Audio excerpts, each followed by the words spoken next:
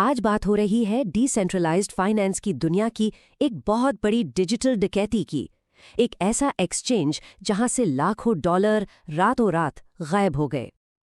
और रकम कितनी थी? पूरे $8.4 मिलियन। जी हाँ, 84 लाख डॉलर।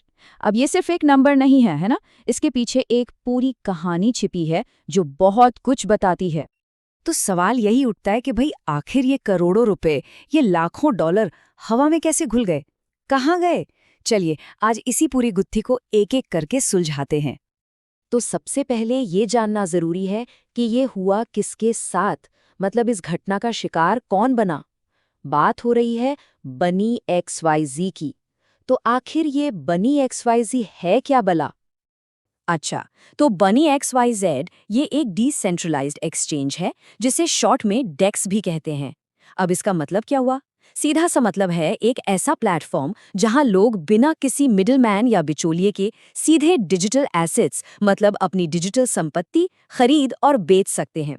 और कमाल की बात यह है कि ये यूनिस्वॉप V4 जैसे एक काफी पॉपुलर और जाने माने सिस्टम पर बना था, तो जाहिर है लोगों का इस पे भरोसा करना काफी आसान था। और देखिए, ये कोई बहुत पुराना प्लेटफॉर्म भी नहीं था। इसी साल फरवरी 2025 में इसकी शुरुआत हुई थी और अगस्त की शुरुआत तक इसमें जो कुल पैसा लगा हुआ था, जिसे टेक्निकल भाषा में टोटल वैल्यू लॉक्ड या TVL कहते हैं, वो $80 मिलियन के पार पहुंच गया था। सोचिए, हालांकि इस घटना के बाद ये अब $50 मिलियन से थोड़ा सा ही ऊपर है, लेकिन इससे एक बात तो साफ है कि ये प्लेटफॉर्म कितनी तेजी से ग्रो कर रहा था। तो फिर हमला हुआ कैसे? यहीं से कहानी सबसे ज्यादा दिलचस्प मोड़ लेती है। इसे लिक्विडिटी कर्व हाइस्ट यानी लिक्विडिटी कर्व की डकैती कहा जा रहा है।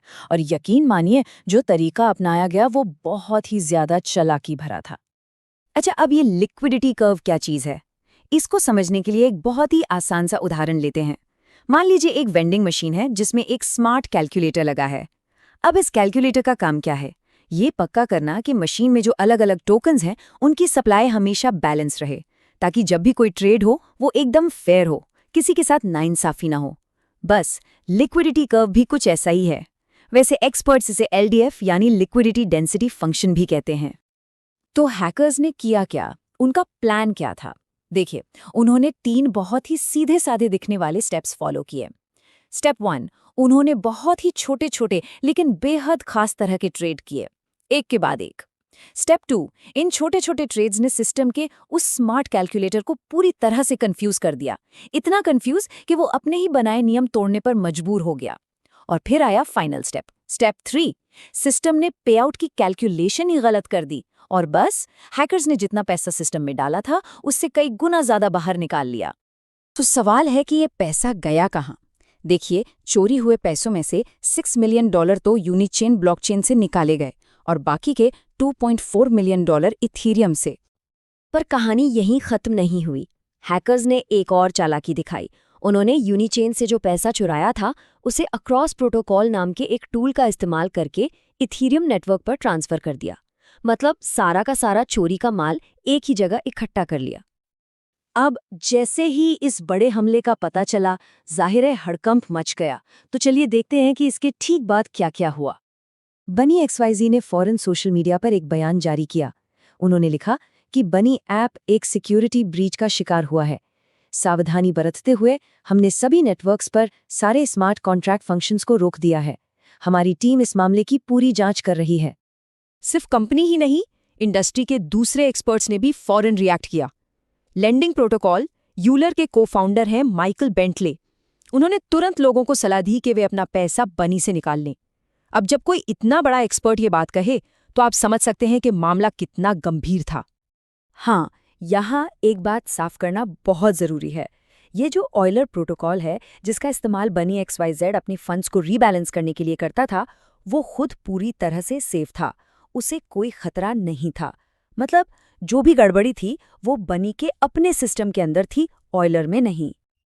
तो चलिए अब इस एक घटना से थोड़ा सा जूम आउट करते हैं और ये समझने की कोशिश करते हैं कि डिजिटल फाइनेंस की पूरी दुनिया के लिए इस बड़ी डकैती के मायने क्या हैं।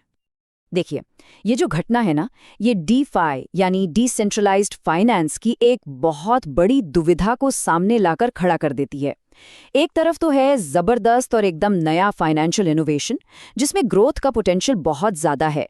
लेकिन सिक्के का दूसरा पहलू ये है कि ये उतने ही खतरनाक, उतने ही जटिल और महंगे सिक्योरिटी अटैक्स का शिकार भी हो सकता है। तो आखिर में ये पूरी घटना हमें एक बहुत बड़े सवाल के सामने लाकर छोड़ देती है।